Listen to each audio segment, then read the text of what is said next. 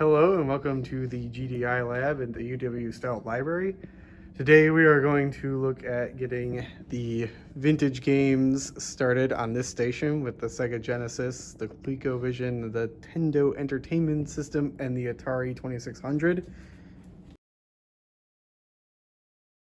So the important thing to note about this station is to the left of the TV here, there's a guide and two switch boxes. So two of the systems use a cable input, which is this box, and two of the systems use an AV input, which is this box, and they're labeled here. You can see the cable switch box is labeled ABC.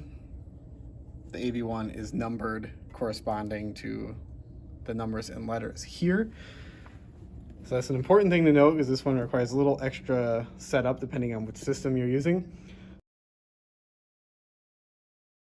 So the first thing we are going to do is we're going to just start with the Sega Genesis, which you can see from the guide is on the A cable input. So you can switch the cable input to A, just like that. And then we'll start with turning on the system. So the first thing you'll need is a cartridge. It won't show anything unless you have a cartridge. Put it in the slot like that. You can really press it down in there. Don't be afraid to use some force. And then on the front of the system, there is an on-off switch on to the left, like that. All right, so now let's go to the TV. We'll turn power on.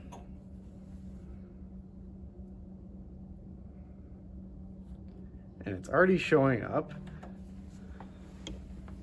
But if it doesn't, you'll need to find the right channel and make sure the AV or the cable switch is at the right one, which we did earlier. So to do that, we'll go to menu. And there's this auto program option. Click the right adjust to find this screen. And you want to have it say off air antenna, like that. Click the right adjust button again. And it'll take a minute to scroll through the channels to find the one that the input is showing up on.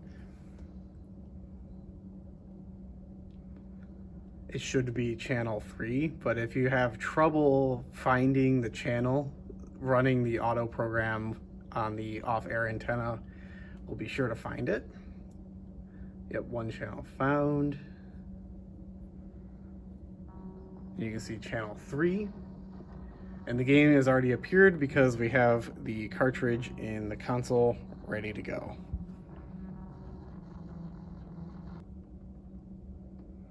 If you have trouble with the Sega Genesis showing up, you might have to try resetting it a couple times. So first thing you can try is just turning the system on and off again.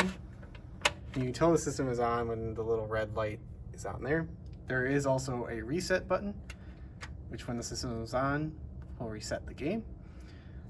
Other times you might have to try taking the cartridge in and out again.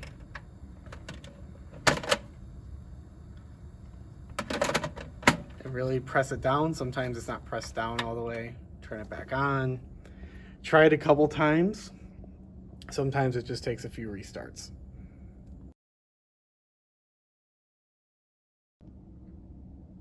Okay, now we are going to work on starting the Coleco Vision. It looks like this, down on the lower left here. First thing you'll need is a cartridge, like so, and the cartridge slots into that slot right there towards the front of the system. I think that's crooked, try that one more time. There you go, it should click into place. And there is a on-off switch right there. Just push it forward away from you. So the system should be on. Now, as we referred to earlier, there is up here the cable switch. The Coleco Vision uses B, so we're going to press B. And then we're going to go to the TV.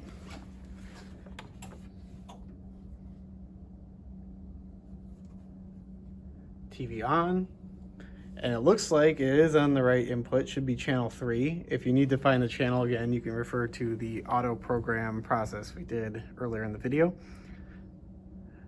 But since it's not showing up correctly, we're going to try restarting a couple times. So there's a reset button that'll reset the game. Try pressing it a couple times. If that doesn't work, let's try turning it on or off, excuse me. Take the cartridge out. Turn it back on again. Okay, that's already looking better. Okay, continuing with this station, we are now going to start the NES, the Nintendo Entertainment System. Again, with this one, you will need to start with a cartridge. It will not show you anything unless you have one. So to put the cartridge into the NES, slot it in to the flap like that, and then you will need to press it down till it clicks into place. Then you can close the slot and then press the power button, and it should glow red when it is ready to go. So now let's go to the TV. So hold on a second. We will need to use the AV switch box for the Nintendo. It's used as a different input for those other two. So we want for the Nintendo to press button 2 in. Perfect. Then on the TV, we turned it on. And then we have the TV remote here. You'll need to change the source. So there's a source button. It was that antenna cable. We just pressed source again, and now it says video, and there is the game. The SNES, or excuse me, the NES, if it has problems, there is a reset button. You can click to reset the game. Also, you can try turning the system on and off again to try and reset the game as well, or take the cartridge out by clicking down so it ejects back up. Put it back in.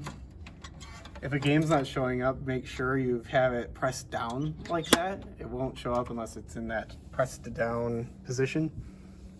Turn it on, give it a couple restarts, and eventually it should show up.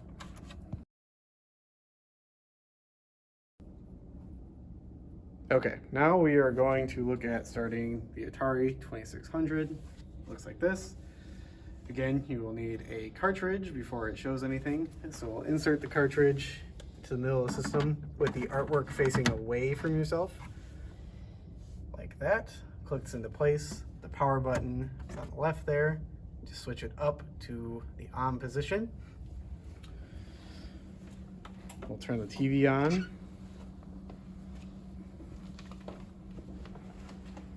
And for this station, the Atari is on the 4th AV switch, so we'll click button 4. Perfect. And then we will need to change the source. So on the TV remote, click source until it says video and the game appears. The Atari has a game reset switch over on the right there. So if the game's having trouble showing up, you just click that to reset it. Otherwise, you can turn the system on and off again. Or you can try taking the cartridge out, reinserting the cartridge, make sure it's clicked into place, and give it a couple restarts. It should eventually show up.